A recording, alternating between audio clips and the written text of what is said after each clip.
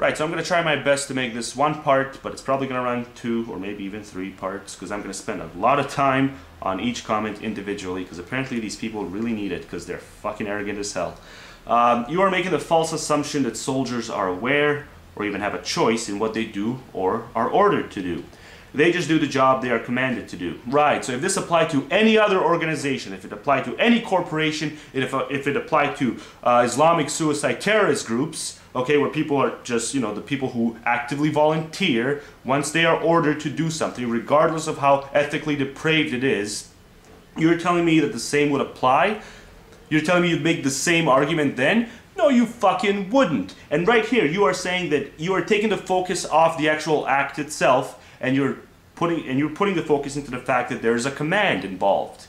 Okay? So the command renders the individual completely helpless of whether or not he follows through with it, because he's enlisted. So I'm just saying a lot of this kind of mentality can be applied to a lot of other depraved acts, but you would not be consistent in your view. And that was the whole point in the video, was to simply point out to you that people make all these wild exceptions when it comes to the military-industrial complex, and yet you're still making the exact same fucking mistake. As far as joining up and re-enlisting, it isn't because of the war or their ideology. It is usually for the benefits, which are excellent. Right. It's not, yeah, it's for the benefits.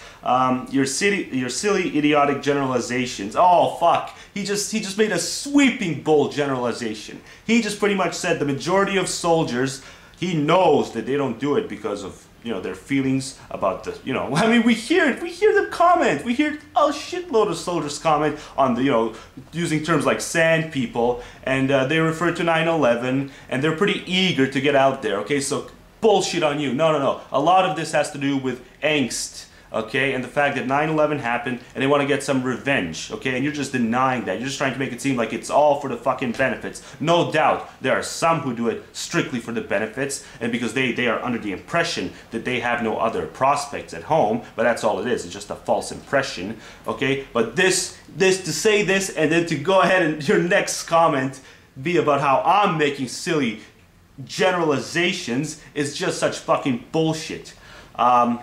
And your undeniable ignorance of how the military works just makes you seem like a jackass when you speak. Right, well, you don't even have to speak for you to seem like a jackass. All you have to do is type a couple of fucking sentences, or even one sentence. Undeniable ignorance of how the military works. Right, so because I didn't preface my statement, and I didn't talk about how there's distinctions between the medics and, you know, infantry, yeah, right, you're gonna infer from that I don't know how, you know, I don't know what the, you know, the goddamn departments do. And it's just such desperate bullshit. This just reeks of desperation. He made a follow-up comment. As to your analogy, which I don't even think fits, you lump all troops into the military-industrial complex, and he put in brackets, for which is apparent you don't even know the definition of. Right, so again, he's upset that I didn't preface my commentary, and, you know, I didn't state that, well, there's the medics and then there's the infantry, which, why the fuck would I need to preface it and explain that there's distinctions? It's obvious, it's the default assumption that should have been made, and you pretending that the fact that I didn't preface it leads everyone to believe that I don't know that they exist, there's different categories, makes you look so fucking desperate. This is just, you'll just try to cling to anything to discredit the speaker. Alright, so you lump all troops into the military-industrial complex and assert that their actions are of their choosing. Well, signing up to be part in an organization doesn't automatically make you lose control of your bodily functions, so yes, there is still a choice. Obviously, if we take it to the fullest logical conclusion and countering determinism, there is no choice, but practically speaking, there's a fucking goddamn choice. But I wouldn't even expect you to get the determinism thing. The military would not be the bully in your scenario. The policymakers and the ones who fund them would be the bully. Well, the policymakers I would never make an excuse for. Obviously, I prefaced the video itself. I spoke about how, well, yeah, I'm doing this video not because I'm obsessing over the troops, not because I think that the troops play the biggest fucking role. I'm doing it because I did a video last year in which I got a bunch of idiotic responses to when I simply said I don't support them. So yeah, it's a bit of a personal gripe I had with these people, so I just wanted to follow up to the goddamn arguments that I received in that video. okay? And the guilt trip and all the other bullshit, the you can't have it both ways. So, you know, I'm not crusading against the troops. I'm just doing a follow-up to an earlier video. I still think that the administration is the meat of the goddamn war. But damn it, to say that the troops have absolutely no ethical stake in the matter is fanaticism. It's fanaticism in the name of the military industrial complex, okay? And how it's all or fucking nothing. And the ones who fund them, obviously, so he's saying that people who, obviously, yeah, there are people who are giddy when it comes to paying their taxes because, yeah, they want to fund this war. But you're lumping everyone who funds them, so you're lumping me into this. So, yeah, I pay taxes, okay? Because, yeah, my alternative to paying taxes is fucking getting jailed.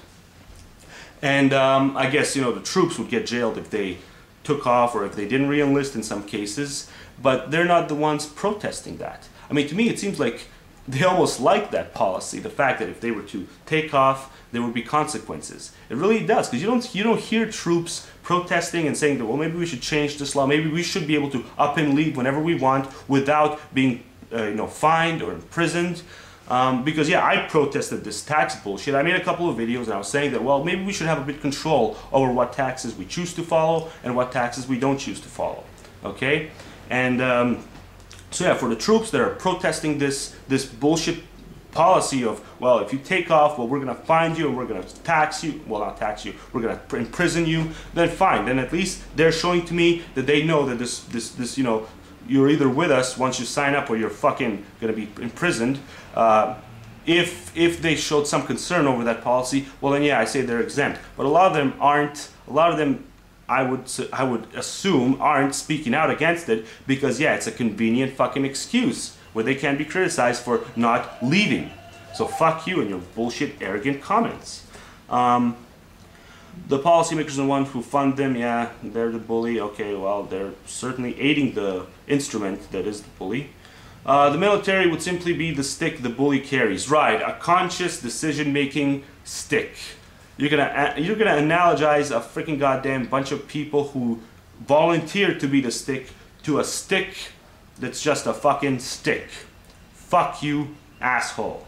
Do you blame the stick or the bully? Well, if the fucking goddamn, if there's an individual inside the stick who volunteered to be in the stick and who stayed there and who made no fucking peep, not a single peep about the fact that if he were to leave, he would be imprisoned, well then yeah, I'm gonna blame both, jackass.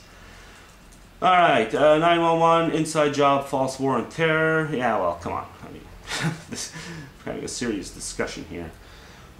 We were sold a load of crap to engage in a war that was planned possibly prior to 9/11. Most Americans bought into the BS and initially supported the war.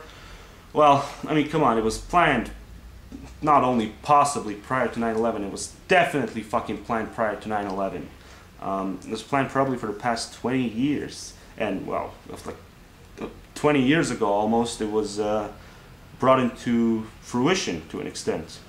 The reality is that war/occupation is not something that can be ethically walked away from until the country has been stabilized. Well, you're not going to stabilize that part of the world, not anytime soon. If you are, you're going to have to, yeah, like McCain said, it could take a fucking 100 years. Okay? Maybe even more. Maybe even in 100 years. We have no fucking guarantee that you're going to stabilize it. So it's a huge fucking gamble.